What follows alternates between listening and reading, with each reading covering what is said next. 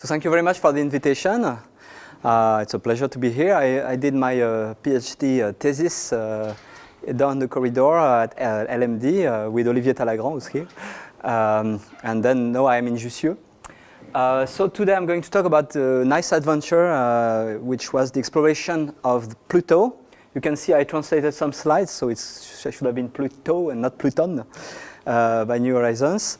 Initially, I was impressed. Say, wow, the Department of Physics at École Normale Supérieure have to do something with quantum mechanics and something like that. But ultimately, I had two kind of slides. The one that I use in professional meetings and seminars, and the one which is I gave a few presentations to the general public, and I decided to keep both. So I will actually tell you a story in the way mostly I give to the general public. If you want, you can interrupt me if you have a question. I have many slides, so I will go quite fast since it's supposed to be for the general public. And so let's start. So in fact, let's start. I will start the story not too long ago. I will go back too long ago in a few slides. But I will start the story in January 2006 with the launch of the New Horizons spacecraft on the top of this rocket. It's a big rocket. The Atlas 551 can put more than 20 tons in orbit.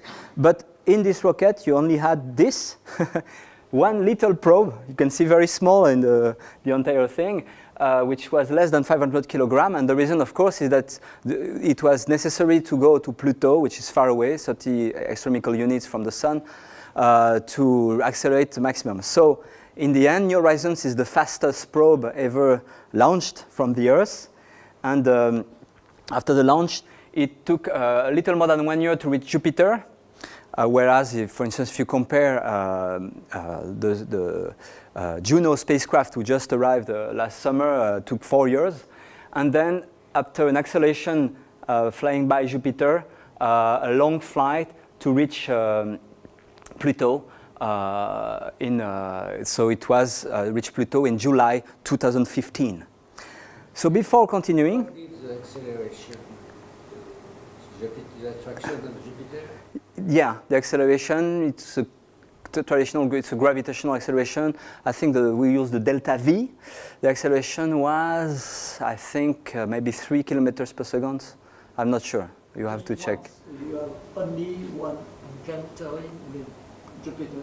Yes, no Saturn, no Uranus. It was not on the way. But Jupiter was enough to do it in less than 10 years, which was the goal to reach. Jupiter was great because it was a very good practicing for the mission, for the team and the spacecraft to do all the pointing. It was perfect. Yeah, there are great images of Jupiter and the satellite. If you want, you see movies on I/O with the volcano erupting from New Horizons. Great.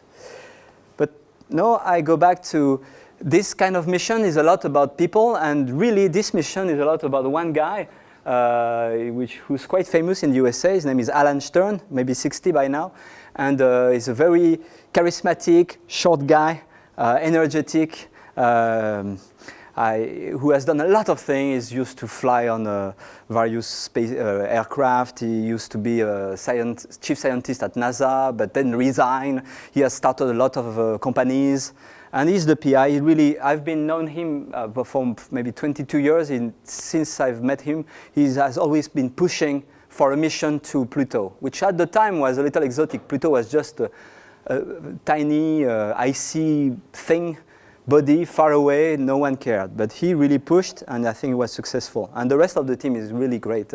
Lots of very nice, good scientists. So Alan Stern used to always show the same slide to sell the mission, which was selected in 2001. And it was this slide. This was a series of, maybe we could almost have a larger, sorry, it will take some time. Right? Okay, is it? Okay, sorry. So it's a series of stamps from the US, where you have the list of different planets and the first spacecraft which visited it. And so Venus, Mariner 2, and so on. And of course, the star was Pluto, not yet explored, and it was the only one. So he was saying, yeah, we have to go. And indeed, Pluto was really not well known before New Horizons. But everything started, of course, by the discovery in 1930 by a young guy, Clyde Tombaugh, who had been hired. You have to imagine it. The story is really nice when you read it in detail. He was hired like a CDD in France. He had just graduated, no PhD. People always say he was the farmer's son. It's true. He grew up as a farmer, but he was super smart. And design, actually, he was hired by the people from Lowell Observatory who were obsessed by finding planet X, which was an obsession of Percival Lowell, but he died and no one cared anymore. So he was hired, designed a few tricks to really do, and discovered Pluto. You can see the historical plate. This little motion here, this was Pluto, really faint and very difficult to find. And people consider now that if he had not found it, it could have taken years before people find it. Nothing happened then until the discovery of Charon, Pluto moon in 1978 by this guy, James Christie. And James Christie, you can see this is reverse plate. He was observing Pluto just to train and realized that the shape of Pluto, which was that bad, was slightly evolving with time, and realized it was a big satellite. And indeed, it was later understood that the Pluto is actually a double system with a big moon, which is half the size of Pluto, which is named Charon. And I use this slide to introduce you to the system. You can see the two bodies are tightly locked, so they always look each other, like the moon look at the Earth. 1 day on Pluto and Charon is about 1 week on the Earth, 6.4 days. 1 year is 248 Earth year, and the rotation is retrograde and so on. It's quite oblique. Obliquity is high, and typically it's between 30 astronomical units, 30 times distance from the Sun to the Earth, and 50, with a quite eccentric orbit. Charon is a nice name because James Christie suggested to name it after his wife, which was named Charlene, but everyone was calling it Charon. So officially, and it was accepted after because Charon is related to the word of hell and so on. Charon, you know, is the name of the guy on the boat. And the UAE, who decides to officialize the name, accepted that. But in the New Horizons team, in English you should say Charon, but New Horizons team, everyone used Charon because James Christie is still around. Charon, his wife, is still around, so people say Charon. After that, not only the big moon was discovered, but 4 other moons were discovered: Hydra, Nix, Kerberos, and Styx, named after the word of the hell. And it was a very interesting study. It took some time. The 2 last moons were discovered during the cruise of New Horizons. With regard to Pluton in French, it was Pluto in French. It was something which was, you can tell, not really well known. This is the best picture we could have from Hubble Space Telescope. Or in reality, you can integrate several images and combine them and do maps, but they were really, really coarse. So you could say not much was known, at least about Pluto geology. On the other hand, I want, before going to the story of New Horizons, have to stress the fact that a lot of things were known using all the tricks that astrophysicists and astronomers can use. You can explore Pluto from the Earth by doing spectroscopy and also stellar occultation. It turns out that French scientists were really involved in these studies. The first thing you can do is the spectroscopy. For many years, it has been done. You can see a spectra here. Mostly in the near-infrared, you have lots of lines corresponding to different ices, and it was revealed that Pluto is covered by nitrogen ice, CO and methane ices. Surface temperature of the ice is typically around 38 K, and you can right away when you have the spectrum evaluate, knowing the temperature, that there is an atmosphere in solid gas equilibrium with mostly nitrogen, which is the most volatile, that we could estimate at the time. There were an atmosphere. For this kind of studies, especially the spectroscopy of cold ices. The main specialist on Earth is Bernard Schmidt in Grenoble, who actually really know performing the most accurate studies with the New Horizon data right now. So that's with spectroscopy. After that, it's possible to also study Pluto by looking at what happened when, as seen from the Earth, Pluto move in front of a star. It's called stellar occultation. That's how the atmosphere of Pluto was directly discovered. You could see the star beaming. The big specialist, you have two specialists, but the main specialist on Earth is also a French guy, Bruno Sicardi at LESIA, at Observatoire de Paris. And he's done a lot of studies. So here's how it looks. You look at the star. You have lots of scintillation and so on. And if you have Pluto going in front of it, you can follow the light curve that you can see here. And it goes up. And in fact, the shape of the light curve gives you a lot of information about the density of the atmosphere. The spice corresponds to waves in the atmosphere. And there have been a lot of studies. And to give you an example, before the New Horizon flyby, we already had many profiles of the atmosphere using this method, which were confirmed by New Horizons. And you can see this is the profile of temperature as a function of altitude, the radius. We don't know very well where was the surface in this plot. But you can see that we already knew something striking is the fact that the surface is very cold because it's cold in the thermo-infrared. But right above that, the atmosphere is mostly nitrogen with some methane. The methane absorbs solar radiation but does not emit much in the thermo-infrared. As a result, you have directly a stratosphere, if you want. So right away, just above the surface, strong gradient of temperature, and the atmosphere is around 180 Kelvin.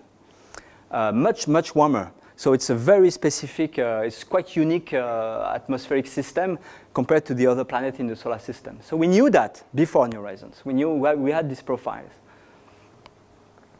Last, because it's really difficult, it was possible. Yes? How often is there a stellar occultation? Pluto used to be the first successful one was in 1988. After there were no real occultation, and then Pluto moved in the sky from the Earth in a part in the galactic, in the Milky Way, part where you have lots of stars. So there were a series of occultation, and nowadays you have lots of occultation. The problem is that we don't know exactly where the star is, so sometimes it's not easy to be at the right point. Personally, for instance, I've worked on an occultation in 1997 by myself. I went all the way to Hawaii, went up to Mauna Kea. I had a time on the University of Hawaii 2.2 meters telescope, prepared the CCD and so on, and that's at the time exact, it was 7:21, I think. There were a cloud, so it's super difficult. Super difficult to do. The point is that in the future, thanks to a satellite ESA named Gaia, which is mapping the star, we will know exactly where the star is, and we will be able to do stellar occultation with extremely high precision. And I know you're familiar with Titan, so you will be able to catch the central flash, okay, it's technical, of the occultation very well every time, because we'll know exactly where if there is no cloud.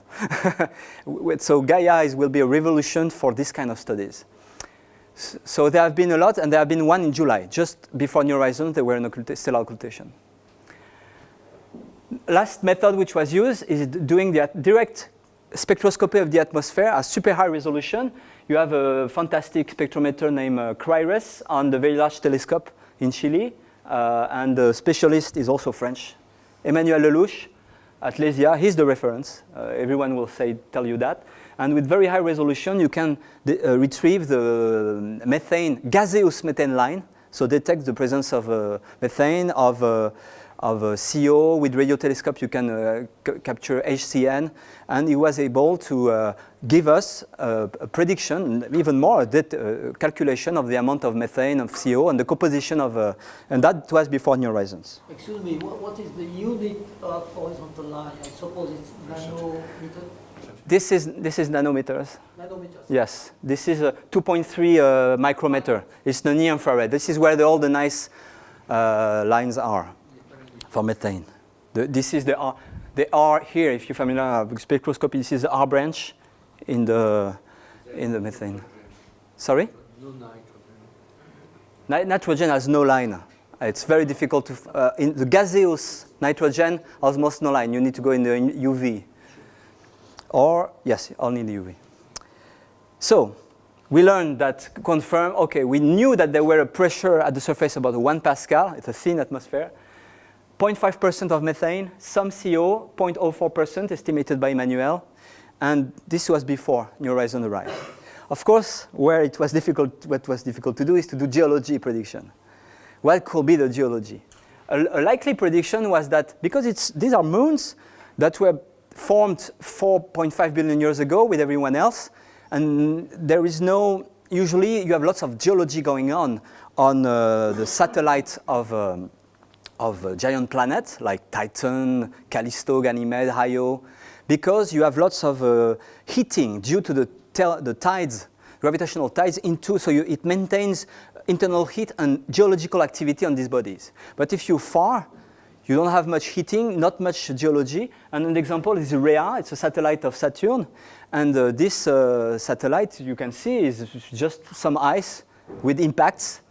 And all the geology is nothing. You just have ice, frozen, rigid, and impacts. So maybe we were wondering if Pluto will be like that. Maybe also we were wondering if it looked like Triton, which is a satellite of Neptune, which is covered by frost and looks alike like Pluto from far away because you have nitrogen frost, CO frost, and methane frost. So the good analogy we have Triton with polar caps and so on. There were a big suspense about what we will find on Pluto. So let's go back to New Horizons. In May 2015, New Horizons is approaching Pluto. I forgot to remove the N everywhere. And we're starting to have the first images, so it's starting to be very exciting. A word about New Horizons. So it's a typical traditional probe, but really compact, I tell you, less than 500 kilograms. So you have no solar panel, it's too far away from the sun, so this is what we call the radio-thermal isotopic generator. It's providing the heat. It's uranium heating and converted into electricity. You have a big antenna. How much power? Power, I think it's not much. You have 5 kilograms of plutonium. That must be, I don't know. In heat, it's a lot, but in electricity, I forgot. Maybe 30 watt. 30 watt is the order. I should have checked. And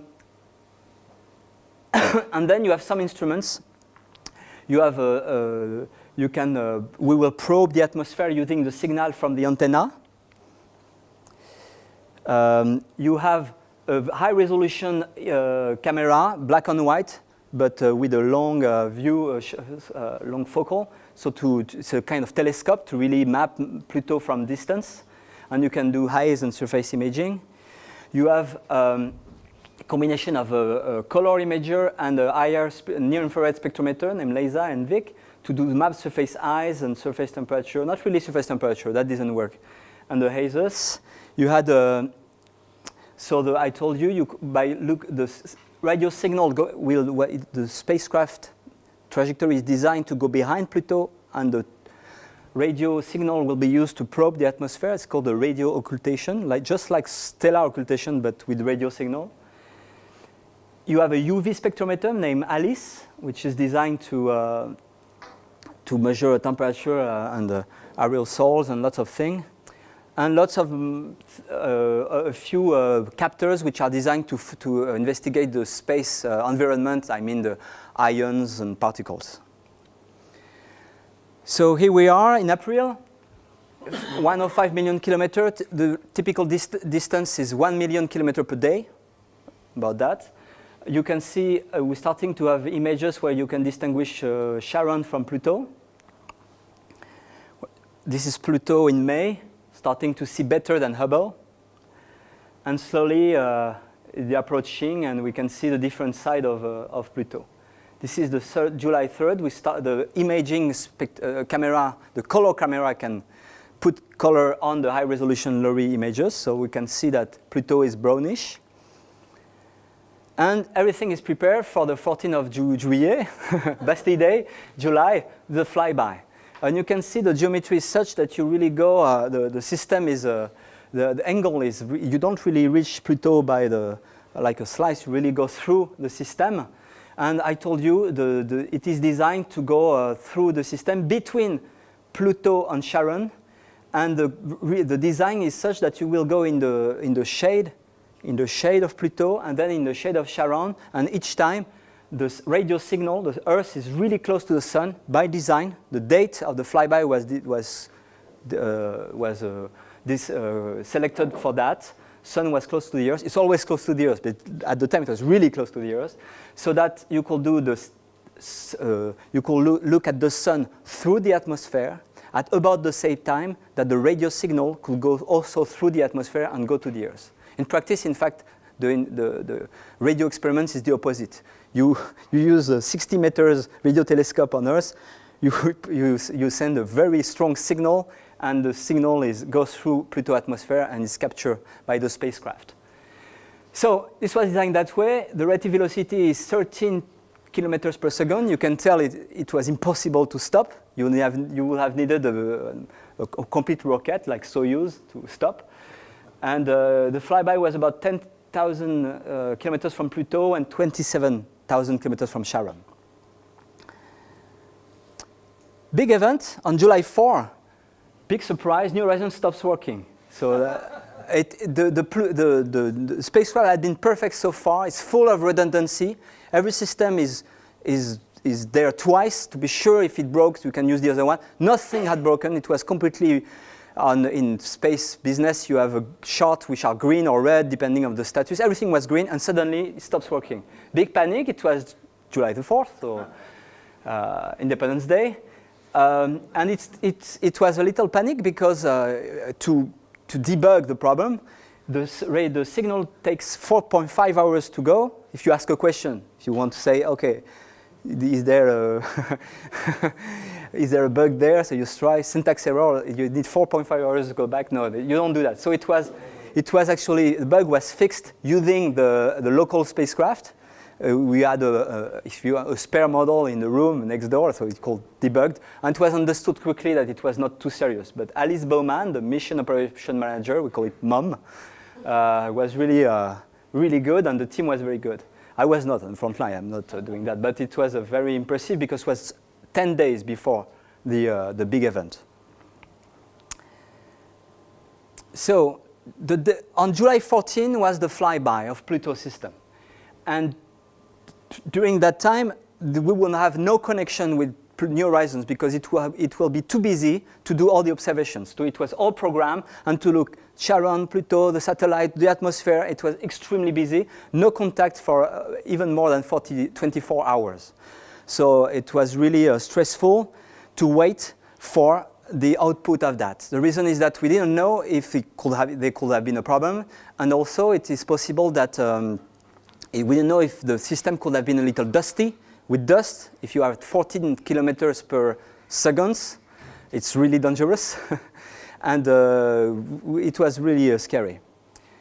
So in my public talk, I put a movie where we got the signal. It's the same Alice Bowman receiving the signal. Can you hear?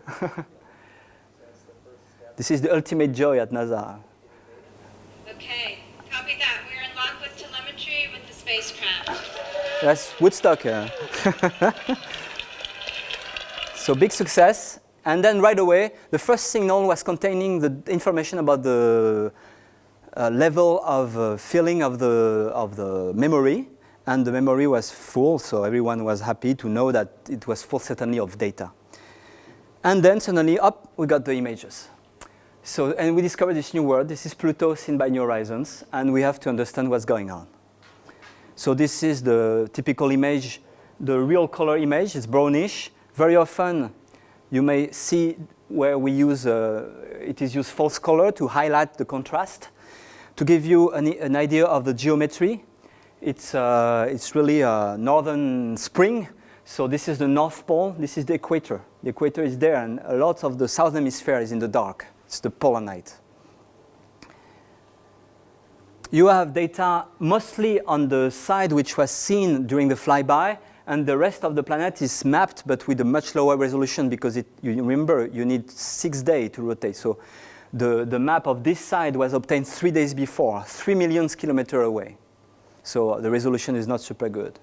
Nevertheless, you have a global map of Pluto, and what is fun, you have to name everything. So the New Horizons team set up a website where you could suggest names. Everyone suggested. There were themes. You have the word of darkness, and you explorer and spacecraft, exploring spacecraft. And in the end, you can see the word of darkness is broadly speaking. You have Cthulhu Regio, if you know Lovecraft. You have Balrog Macula from Tolkien. And if I zoom a little bit, mostly names after some spacecraft, Voyager and so on. 2 things to say. First, you have a few French names, not many. You have Jeanne Barré Montes. Who is Jeanne Barré? She's famous in the US, you can tell. Jeanne Barré is the first woman who has they say in English, circumnavigated the Earth. And the reason she did that, she disguised herself as a man to accompany her lover, and she did it. You can tell that it's a nice story. And you have Cousteau, Jacques-Yves Cousteau Ruppus there. Otherwise, you have many names like Hillary, Edmund Hillary, Norgay Tenzing for the explorers. Striking thing, the most important place on Pluto will turn out to be this place, this yellow part, which is a big glacier I will tell you about. Here in this map it's called Sputnik Planum. No, we have to call it Sputnik Planitia.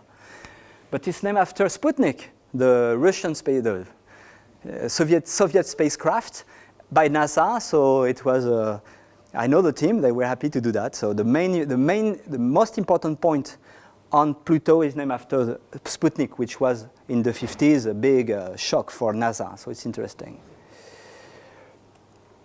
And now you have to explain all this. They're a new word with a lot of things to explore and understand. Of course, the most striking thing, first thing to say, I forgot, the mountains are made of water ice. We knew that because from the density you can estimate that probably you have the core is made of silicate, of rock, but you have a mantle of 300 kilometers thick made of water ice. It's expected most of the bodies there are really rich, water ice rich. So the mountains on Pluto, most of them have to be made of water ice, but the water ice at 40 Kelvin is rigid. It's absolutely, there's no glacier at all. It's completely rigid. So rock on Pluto are water ice. There's no rock, silicate rock. And you could detect in some outcrop clearly the signature of water ice at 40 Kelvin. Now the most striking point on Pluto is of course this big Earth, at least the left side of the Earth, which is named Sputnik Planitia. What is this? Well, when you zoom, it's really interesting. First, when you look carefully, this is a zoom, but moderate. You can see the scale, 50 kilometers. You can see that this area, we know it's covered by nitrogen ice mostly, mixed with a little bit of methane ice, of CO ice. But we could see that this was full of a kind of a polygonal structure, which looks like what you see on the Earth, for instance, if you look at frozen ground, permafrost. But on the Earth, the size is 12 meters. Here, it's 20 kilometer size. What is that? Nothing like that anywhere. Quickly, the team realized that it should be the signature of solid convection in the ice. And it was modeled. There is a paper by McKinnon in Nature. They did the realistic simulation. They took, in this example, 4.5 kilometer deep nitrogen ice. So it must be a deep ice layer cap. They put a realistic interior heat flow so that you have a contrast between top to bottom of about 20 K. They show that this sluggish lead regime, this is due to the fact that the viscosity of nitrogen will change with temperature a lot. So it changed the way the convection is. And it works quite well. The size of the convection cell are about the good size. They find heating, cooling. You have cooling at the surface. It flows down and so on. And it is created with at the surface velocity typically is a few centimeters per year of moving. If you look at the side, it's quite nice. First, you see that very often around the different polygonal structure, you can see some hill. There can be hundreds or even thousands of meters high, kilometers high, big hills.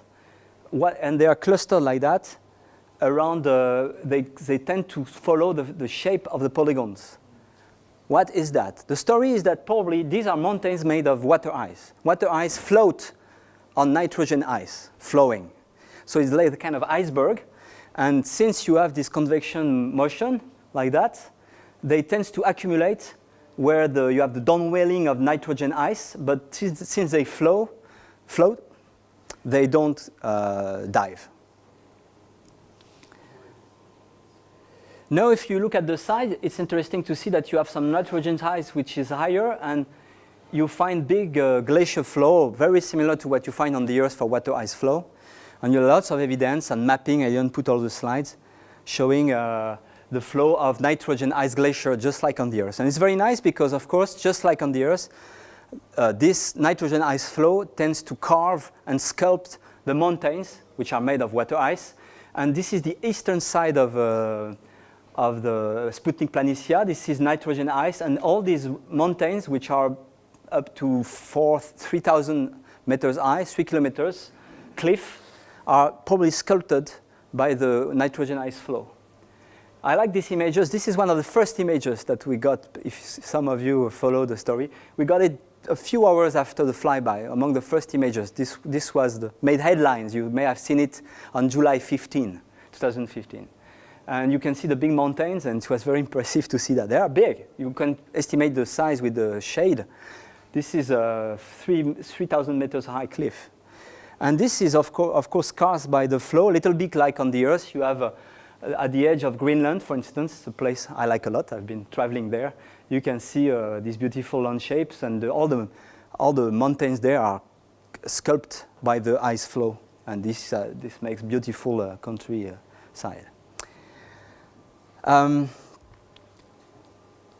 This is the eastern side. On the western side, something really weird is going on. You see here these blocks. Looks like that. This is nitrogen ice, and this is water ice covered by some. Well, we'll come back to that. And this is big too. These are big mountains, which are a few kilometers high. What is that? It's not easy. It seems that, and this is a topography map, and you can see that this mountain seems to be within the nitrogen ice glacier. So the story now is to imagine that you have nitrogen ice everywhere, and for some reason, this big rock, piece of water ice, were detached from there by some event, and they were transported by the nitrogen ice to form this cluster, this range of mountains, which are not floating, probably not floating, because to float it will need to be really, really deep, but a little bit like an iceberg, when it's stuck at the bottom of the ocean, but it can move a little bit. So that's probably the story behind that, and lots of studies are going on to explain this.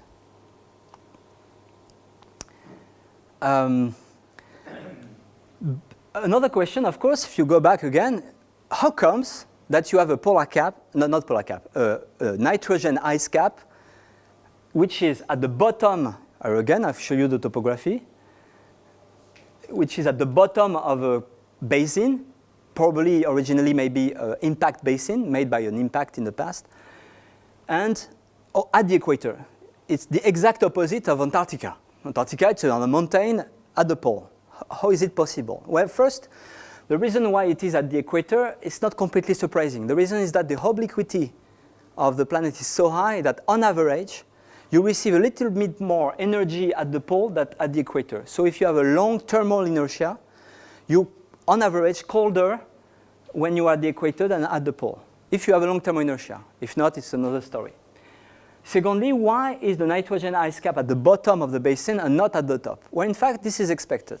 But I will tell you why. So a big question was, how comes we have this ice cap at the bottom of the basin and the equator? And more generally, here is actually a preliminary map that we got from New Horizons using the laser imaging spectrometer, How comes that we have this distribution of ice? What you find is that nitrogen ice is mostly in Sputnik Planitia with a little bit of frost at mid-latitude. Why? Methane ice, of course, is cold trapped by nitrogen ice, which is very cold. So you have methane ice there, it's not surprising, but you have methane ice frost everywhere, forming almost a polar cap, with some even glacier of methane ice there. And CO ice is mostly cold trapped and mixed with nitrogen ice, mostly in Sputnik Planitia. Why is that? So to study that, Actually, if it is CO, you mean monoxide? Not carbon monoxide ice. why is it not CO2 more stable, I guess? CO2, in fact, is so stable at this temperature that it's almost like a rock. So we don't see CO2.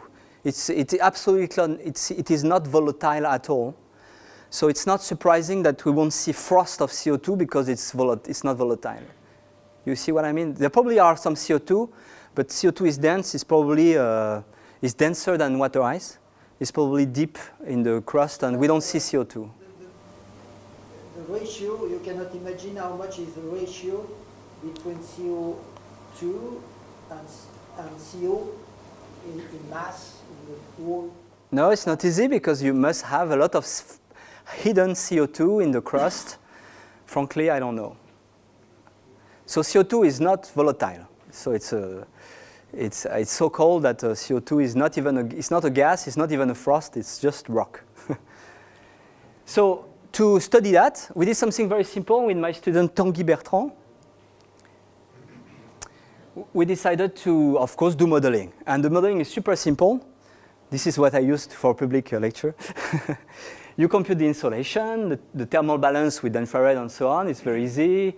You accounting for the conduction in the subsurface. You using simple equation, the condensation sublimation of nitrogen, methane, and CO, and you see what you get.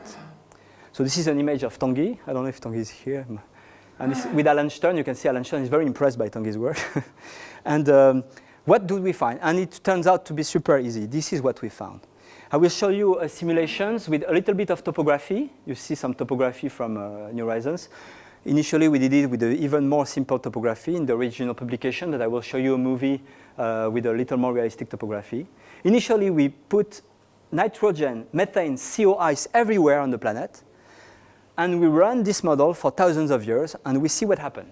You will see in blue nitrogen ice, always mixed with methane and CO, because the methane and CO is cold trapped. So when you have nitrogen ice, you always have a little bit of methane that goes with it. Pure methane ice. And if you have no ice at all, bare ground will be brown. Okay? So you start the simulation. You can see the Pluto years going on. This is the time in Earth years. And what you see quite quickly is initially you have a seasonal cycle with nitrogen ice, but quite quickly the ice goes down and accumulate exactly as expected in Sputnik Planitia. So after thousands of years, you have no more nitrogen ice cycle, nothing serious, and a strong cycle of methane ice. What I mean is that methane ice will make polar caps, will freeze during winter and fall, and be exposed during summer and sublime. So you have a seasonal cycle with the seasonal polar cap of methane ice, and a permanent, we have started again, a permanent. So in the end, that's what we find, at least for nitrogen ice. If you start with nitrogen everywhere, it will finish at the bottom of Sputnik Planitia. Why is that? And the reason is quite simple, and we knew it before, based on the experience on Mars. What happened is that at the bottom, it's the opposite than on the Earth. On the Earth, you tend to put the ice at the top of mountain because adiabatic cooling tends to cool the mountains at the up there. Here, of course, if you are at the bottom of a basin, the pressure is higher, so that the solid gas, the frost point is higher, okay? And it turns out that the accumulation rate of nitrogen will depend on the cooling rate in the thermoinfrared, sigma T to the fourth. And if you think about it, if the frost point here is slightly higher than here, because it's temperature to the power of 4, the condensation rate will be much higher there than here. And in the end, it favors the accumulation of ice at the bottom of basin and not on the plateau nearby. And this was expected. For instance, it's not on the Earth, it's very exotic to think that. But on Mars, you have the same process. You have a CO2 atmosphere that freezes and makes CO2 ice frost and snow. And it turns out that on Mars, we know that CO2 ice tends to accumulate at the bottom of big basin, like the Hellas crater. It's minus 8 kilometers deep. And you have exactly the same process on Pluto to form Sputnik Planitia. So it's exotic for Earth people, but for Martians, no exotic. Now, what the good surprise with our model is not only we could explain well, this is the model and these are the observations. We could explain well why most of the nitrogen ice goes there, but we could even explain in some simulations, for some reason I won't detail, actually the exact aspect of Pluto with the frost of nitrogen around here, a cap of methane frost here, and the fact that CO is mostly trapped with nitrogen in Sputnik Planitia. So it was really nice to, just with a few equations, to explain a significant part of Pluto. Not only that, we were very happy to find that you could explain the evolution of pressure. It turns out that using stellar occultation, you can estimate the pressure on the surface. This is pressure as a function of time. We had measurements since 1988, I told you. This is the pressure measured at the time. And we knew that the pressure had evolved a lot by a factor of 3 since then. It was a little mysterious. With this model, we can predict quite well, so you have different model parameters to do that, the increase of surface pressure. And our prediction is that it will decrease just now. And it can reach very low value in the next spring, next southern spring, next winter, northern winter. It is southern spring and winter in a few years from now. It's a long year on Pluto. And we could do the same with this model, estimate the amount of methane in the atmosphere, and we had a very good match. This red curve is the estimation of CO compared to the observations, and methane compared to the observation. We expect to have lots of methane in the year 2200 in the future. Of course, we had tuned the model a little bit. It's not as easy, but with a realistic model with simple equations, we can explain most of the thing we know. So it's a good news. So I have lots of slides to show. I will go super fast. This kind of study is not finished because we have to take into account now even some aspect of the very ancient climate on Pluto because the obliquity varies. When the obliquity varies, it changes the way the ice can distribute. And we believe that, for instance, by looking at the rate of accumulation, this is a map of Sputnik Planitia, you have accumulation of nitrogen ice here and erosion here. You have a flow, but that certainly explains why the glacial flow are fine exactly there. This is where you see the ice flowing down into Sputnik Planitia. This is not yet published. This is work by Tanguy Bertrand. And then you have lots of enigma to work on. On the eastern side, these big things which looks like dunes for Earth geology are actually methane ice glaciers. And we're also working to explain where you can accumulate glacier there. You also have mountains that are actually, this is in French, snow-covered, just like on the Earth, probably for the same reason, adiabatic cooling at the top. And this is pure methane snow at the top of the mountains. We also have to model that. It's not yet done. And I could continue on and on. You have things that are beyond my expertise. This is thought to be a cryovolcano. It's a volcano, but since the crust is made of ice, it's a volcano, and the lava is liquid water. It's really weird. Cryovolcano. It's pretty big, 5,000 meters high. A few words about the atmosphere.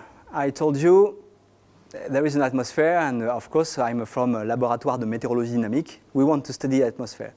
So when you look at that, you don't see the atmosphere, and it's super thin, 1 Pascal. It's 100,000 times thinner than on the Earth. But there is an atmosphere, and this was discovered quickly by looking back at Pluto with the sun on the other side. You could see very well the atmosphere, and the reason is that it's not only you have gas, but it's full of organic particles, which are made by the sun. It's very analogous to what you have on Titan. This is Titan.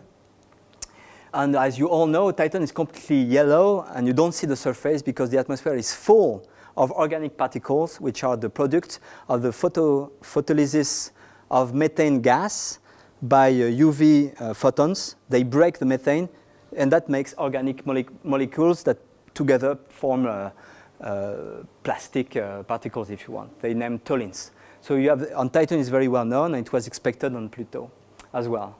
And in fact, this is Pluto, as I just showed you, and this is Titan as seen with a very high phase angle, we call that. So with these pictures, all of them, they need some explanation because they look like the full eclipse view of the sun, of our sun.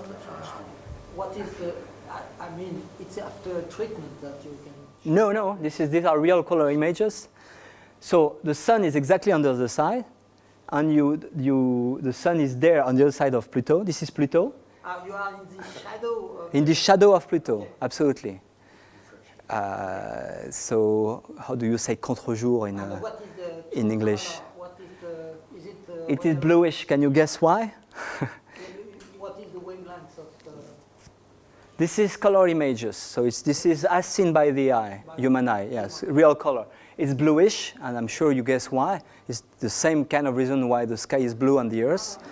Because we are so, if you look at the Earth with the same geometry, the atmosphere will be red because you will have some scattering, and so the atmosphere will look red with a little bit of blue. Here you only have the blue left because it's a thin atmosphere, and the reason is that the haze particles are small enough to do Rayleigh scattering, so the red photons tends to go straight and the blue photons tends to be scattered. So since you're quite close to Pluto, you only get the photons that has been scattered by the particles, and they are blue. The red one tends to not be scattered. So, okay, I will go very quickly to, it's a long story. I still have a long story, but I will go quick. We could measure temperature, as you can see in French, by radio occultation. We have two profiles. Surprisingly, they were different. We were expecting to be similar. And to study all that, we did modeling. Some work by Tanguy Bertrand and a previous PhD student, Melanie Van Vichy, who stopped in 2000. We prepared the mission. It's a big model, global climate model, similar to the one that we have developed on the Earth to study climate change and meteorology, similar to the one that we use on Mars, on Titan, on Venus, and we had adapted one on Titan, on Pluto. And you have lots of physical processes taken into account, radiative transfer, condensation. I won't detail that. I will just show you quickly the results. We start typically, it's a heavy model, so we can run only for tens of years, not thousands of years. So we have to start, we start typically in 88, and then we see what happened. We distribute the ice based on the prediction from our long energy balance model that I just described. For instance, here this is pure methane frost, and then you only have nitrogen ice there. And we can simulate temperature. This is a diurnal cycle you see, and the wind, and you can see the effect of topography. It turns out that we find that topography had a very strong effect because you have very strong katabatic winds on such a planet, because the surface cools the atmosphere, and the cold atmosphere tend to flow down from katabatic winds. So when you run that with a high-resolution model, all the hills create their own winds, very windy. This is 5 meters per second. And you have lots of action going on because of nitrogen. And the reason is that nitrogen is heated during the day, cooled during the night. When it's heated during the day, you have the equivalent of kilometers of gas that sublimes and condenses down back during the night. And as a result, I don't know, I had put all these slides. As a result, we could explain one very intriguing aspect of the profile that were measured. This blue profile is on the other side of Pluto, but this red one here was taken on Sputnik Planitia during the day, and we could show with the model that this little layer, like 2-3 kilometers layer of cold gas compared to the rest of the atmosphere, is due to the sublimation of the gas every afternoon above the nitrogen glacier. So we have plenty of things to show. I won't detail. I could analyze. Olivier, I'm sure, will be interested, but I won't have the time. to detail you the kind of circulation we speculate. We have not enough data to exactly know what's going on, but it's interesting to see different regime that you can have on such a planet. I can just give you a flavor of the thing we do. We can also model the methane cycle. Methane cycle, if you think about it, will be a little bit like the water cycle on the Earth. You have nitrogen glacier, frost, transport by the nitrogen atmosphere, and it can condense and form clouds. So we can predict where the clouds form, and we predict that you can have low-lying clouds in some area where it's cold enough, depending on the topography.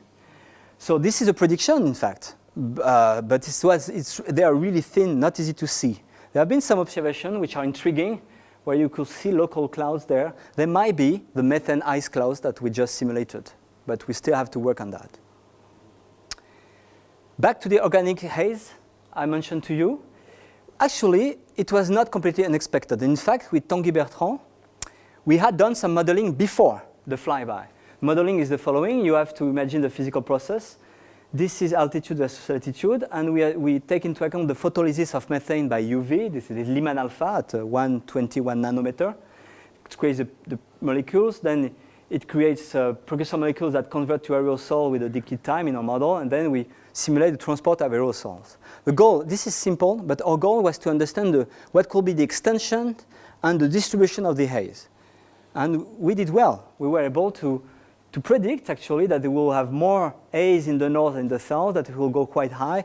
And we actually, I don't know if I put a slide on it. Yes. Before the flyby, we circulated in the New Horizons team, well, it was just the time of the flyby, a little paper predicting the formation of organic hazes. Frankly, it was not a surprise, but we had modeled it. We were very proud. But we did not expect that it will be so nice and so blue from the night side and so on. What we did not predict at all, and which is still a mystery in my opinion, there have been some nice theory to explain that, is the fact that this hazes is structured with tens of layers. Why is that? Frankly, it's not easy to understand. It's probably the effect of atmospheric waves. At the size of the planet, these layers go all around the planet. Some actually reach the ground and stop. It's very weird.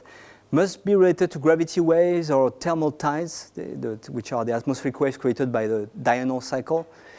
Not easy to understand. But in the end, that makes really nice images. You can see this haze when it's backlighted by the sun. And you may have seen these images. You can see all the hazes, the mountains. This is the age of Sputnik Planum. This is the range at Hillary. And of course, this kind of image is not very famous. You see this beautiful landscape, thousands of meter high cliffs, sky with the organic hazes and nitrogen flow. It's pretty nice. Okay, I think I will stop here. If you have questions on Charon and the rest of the story, I can go on, but I will stop here. Thank you.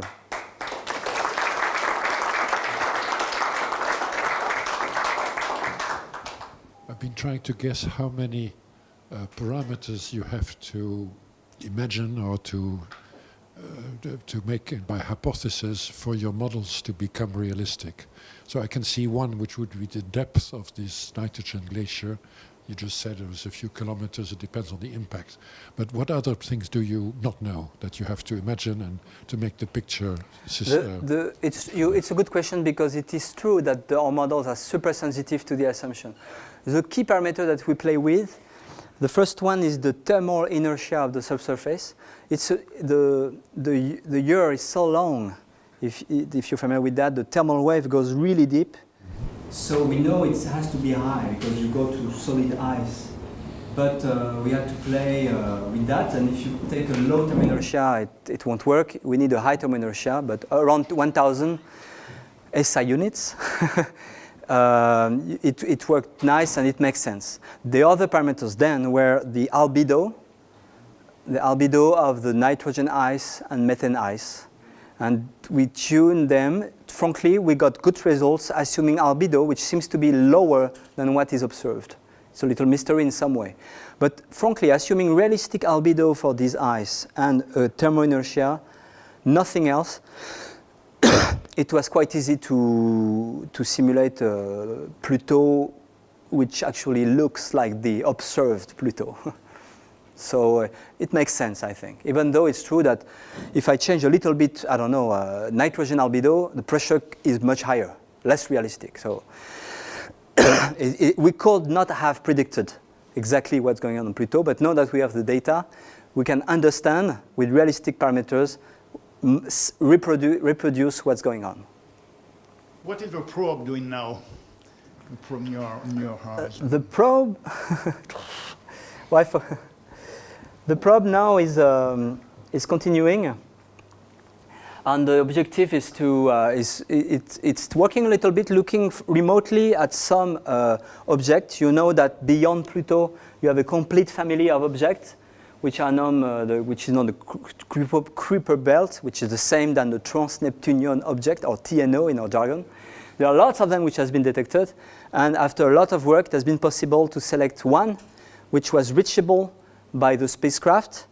Some maneuvers were performed shortly after the flyby in October 2015, and now the spacecraft is on its way to fly by an object which is about 50 kilometers, which is still named MU69, and the flyby will happen on 1st of January 2019, and it's the same kind of strategy.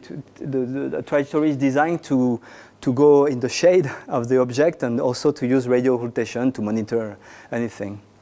So this will happen, rendezvous on the 1st of January 2019 to follow that. Okay, I keep the date. Okay, yes.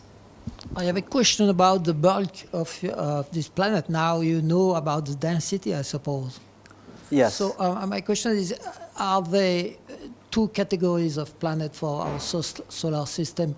The Earth-like, telluric said planets, which contain iron and heavy things, heavy atoms, and the gaseous like Jupiter and further.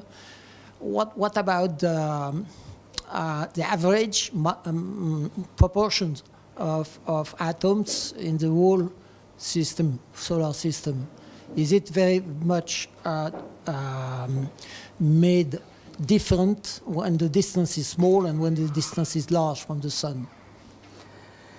Yeah, because the matter from the beginning, like absolutely. Comets. The traditional story you may be familiar with is that when everything forms in the planetary nebula, just shortly after the formation of the sun, you tend to have a snow line at around 3 AU, 3 astronomical units. If you're closer to the sun, water is gaseous. If you're further away from the sun, water is in form of ice, so you have the nice line. So in the traditional story is to say that Earth, Mercury, Venus are made mostly of rock because water vapor was not much available. But beyond that, you had lots of water ice.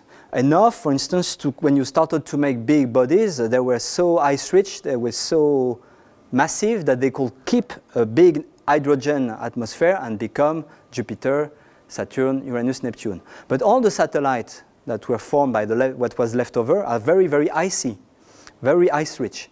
And in the case of Pluto, for Pluto we know very well the size, and we know very well the mass, because since it's in a system, you know exquisitely, very, very well the mass of Pluto. So we know very well the density. That's all we know. So we know very well the density, and you can almost demonstrate. You don't know how much iron there is. There must be some iron, so at the center, some silicate. And we know that the mantle of water ice must be, it's either 200 or I think it's 300 kilometers thick. So you have 300 kilometers thick ice layer. We believe that there used to be an ocean on Charon and on Pluto. I won't go back to Pluto, but you may remember that on Pluto you have lots of cracks of tectonic failure, and it's the same for Charon. And the reason of that is that we believe at the beginning it's so ice-rich and it's a little bit hot that in the interior you have water, liquid water, and liquid water slowly freeze, and once it freezes, it expands, and that creates all these fractures here. And the same on Pluto, it's probably the same thing happened. Now there is a debate to know whether there is still a liquid water ocean inside Pluto or not. It's possible that there is still a layer of liquid water inside Pluto, very deep. Why not? Very mysterious. Thank you very much, François. We'll stop for today. Thank you again.